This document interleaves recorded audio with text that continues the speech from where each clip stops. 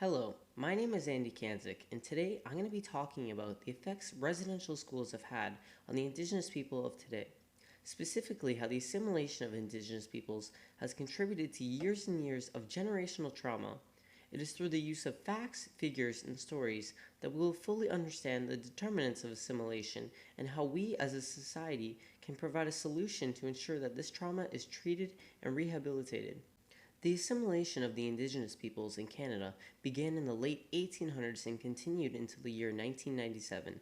It is hard to believe that in the year 1990s, Canada was still removing children and youth from their homes in an attempt to reform and educate these individuals.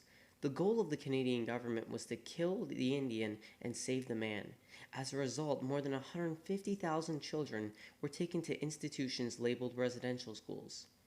What no one expected was how these children would be treated while living in these boarding schools and the effects and scars the experiences would have on these individuals.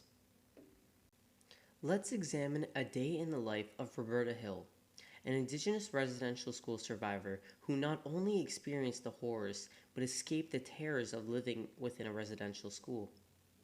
Roberta Hill was raised in the Six Nations of the Grand River in a small home with her parents and six siblings in the 1950s.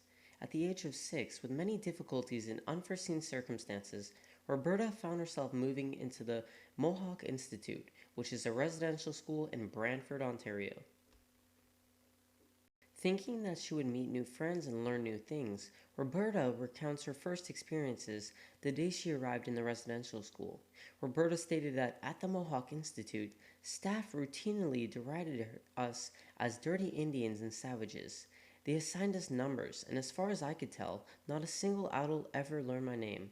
In addition to being treated like an animal, Roberta shares her story of how many of the young boys and girls were taken and not only mentally but physically and sexually abused. For Roberta Hill, the trauma never escaped her. It followed her every day and took away her freedom to live a life of happiness and solitude. Roberta shares that when she escaped the residential school, although she was back home in the Six Nations Reserve, she was not the same person. She spent her life surrounded by domineering, abusive people filled with hate and loathing. Year after year, she searched for herself and tried to find her roots, but ultimately found herself moving towards hate and abuse because that was her environment throughout the days in the residential schools. This example demonstrates one account of the trauma experienced by the residential schools. In this example, Roberta survived the horrors of the attempt to assimilate her, but others didn't. Does anyone know how many Indigenous children died within the residential schools? Well, as it stands, the Truth and Reconciliation Commission of Canada has stated that over 6,000 Indigenous children died.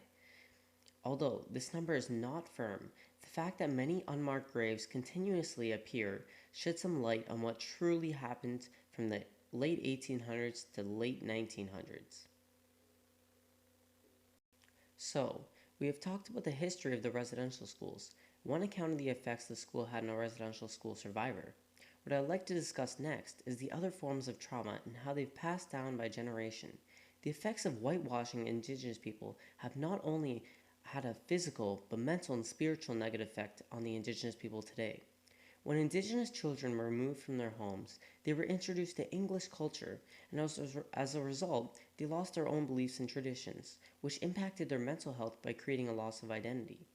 As admitted by government and church officials, the explicit purpose of the residential school system was to civilize and Christianize Aboriginal children. The traditions passed down from generation to generation were suddenly lost, and the survivors of the residential school were left not knowing who they were when they returned to the reserves. The physical trauma has also impacted the generations, as those survivors maintained poor health, which was passed down throughout the lives of the future children. Trauma also transferred throughout the generations in the form of mental illness, specifically anxiety, paranoia, and depression. Imagine these effects were brought on by the fact that the Canadian government felt it was the right thing to do to assimilate the Indigenous people into English culture. So, that begs to ask, what can be done and what has been done to overcome the trauma caused by assimilating the Indigenous people into Canadian culture? There have been many attempts to right this wrong. Not only has the Government of Canada apologized to those affected by the residential schools, but they've also awarded monetary funds to make amends for their negative actions. In 2006, a settlement was secured to award residential school survivors approximately $2 billion for their loss and sufferings. My question is, does money make up for the horrors experienced over the term of a century? In addition to the Government of Canada making apologies and amends, many regions throughout Ontario are attempting to apologize for their unacceptable behavior through a 10-year plan to progressively make amends for the past. Over the next 10 years, plans to provide education, jobs, and housing are in place for the Indigenous people. Of course, the attempts by the Canadian government to right the wrongs placed on the Indigenous people will not erase the horror of the past. It is a solution to make up for a better future for the Indigenous communities. Along with the government, a long awaited apology has also come from the Catholic Church to formally acknowledge the cruelties performed by the Catholic representatives during the residential school years. Once again, these apologies will not replace the horrors experienced over the years in the residential schools, but will allow for the Indigenous communities to move forward in a more positive direction with an apology and a plan to make the lives of the Indigenous people better. Therefore, there is no true solution as we can't change the past, but we can better the future by providing Indigenous peoples with the necessities they need whilst living on the reserves, with the main one being access to clean water. This can be accomplished through donating to nonprofit organizations that assist Indigenous peoples. GoFundMe is a great platform to get started. A recent fundraiser that already raised $734,000 for clean water for the Indigenous peoples is called Canadians for Water. Therefore, that is how we can provide a solution for the Indigenous peoples. Here are my APA citations. Thank you for watching.